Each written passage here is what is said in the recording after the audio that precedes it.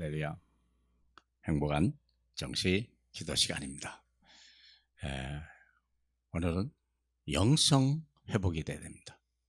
왜 영성 회복이 되냐? 우리가 많은 일들을 해야 되지만 영성 회복이 안 되면 마음이 혼란하고요, 육체가 피곤하고요, 생각이 복잡해집니다. 그러면 영혼이 병들고 마음이 병들고 또 삶이 병들고 육체가 병들어요. 그래서 믿음의 기도는 병든 자를 구원하는데 어떤 믿음이 있어야냐?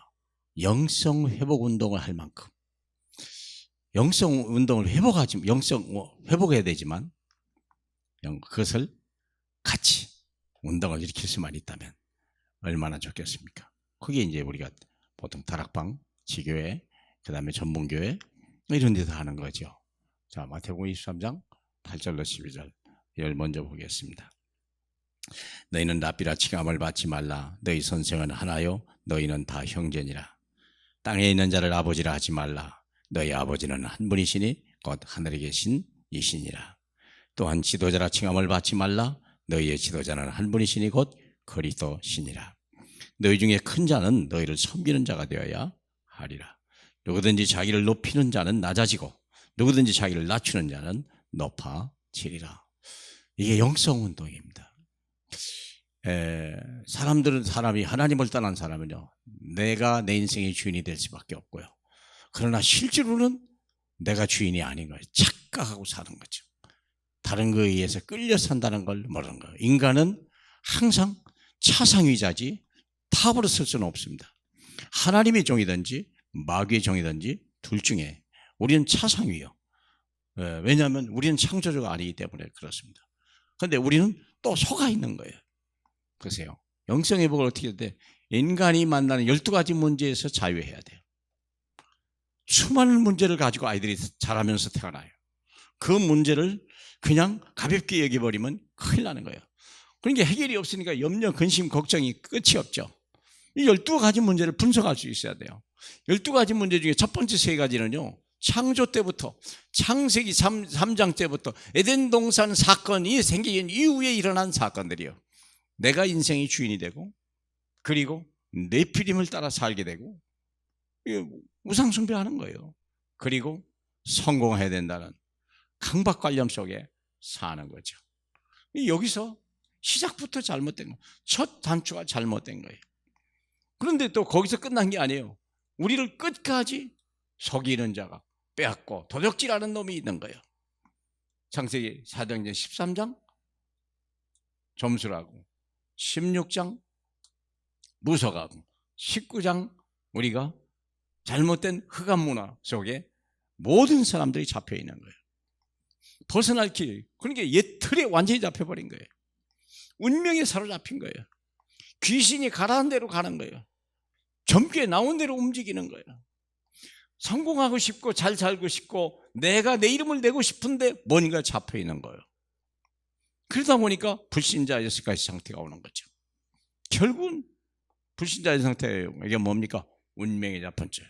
영적 문제 운명에 잡히죠. 운명이 잡히니까 우상숭배해야죠. 우상숭배하다 보니까 정신 문제 오죠. 정신 문제 오다 보니까 육신 문제 오죠. 육신 문제 오니까 내세 문제가 오는 거예요. 죽음의 문제가 오는 거죠. 그런데 거기서 끝난 게 아니에요. 그것이 고스란히 내 후대에게 무서운 재앙과 저주와 흑암 권세로 또 시작된다는 거죠. 불신자 상태. 아버지가 먹은 포도가 왜 자식의 이가 시냐 이거예요. 에스겔서 18장에 나오는 얘기 아닙니까? 사랑하는 여러분, 자 보세요. 여기서 벗어날 수 있는 자가 누구냐 이게. 아버지가 먹은 포도 때문에 자식이 이가 시는 이 영적 유산에서 누가 벗어날 수 있겠냐? 아무도 없습니다. 영성을 회복해야 되는데 완전 영원 충분한 하나님의 선물이 있죠. 너무 쉬운 거예요. 성부, 성자, 성령이요. 하나님과 우리는요, 맞대면하는 사람들이. 우리 주 예수 그리스도는요, 우리는 하나님은요, 우리를 부르시는 분이요. 우리를 생명같이 사랑하시는 분이요. 그분은 지금도 우리를 위하여 태양도 우리의 심장을 뛰게 하시는 분이에요. 그렇죠? 성부 성자는 우리를 구원하신 분이야.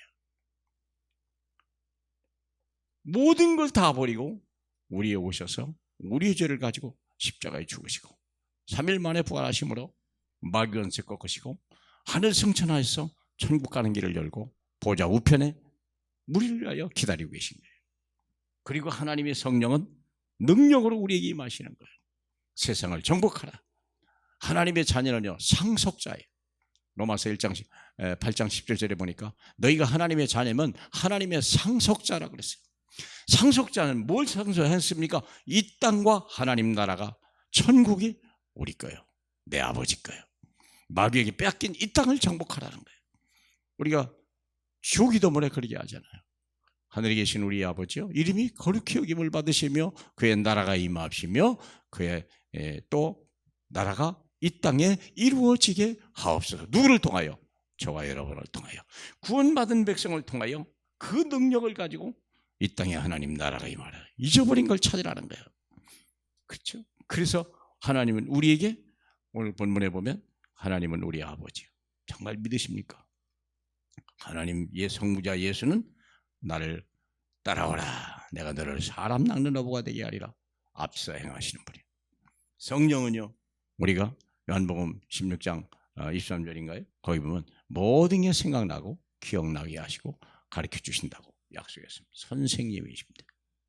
우리는 훌륭한 부모 밑에서 훌륭한 시대적인 지도자를 만나고 훌륭한 선생님을 만나면 훌륭한 사람이 될 수밖에 없는 거예요. 우리에게는요 아버지와 우리 주 예수와 성령밖에 없습니다. 예배 때마다 사도신경을 고백하는 이유가 뭘까요?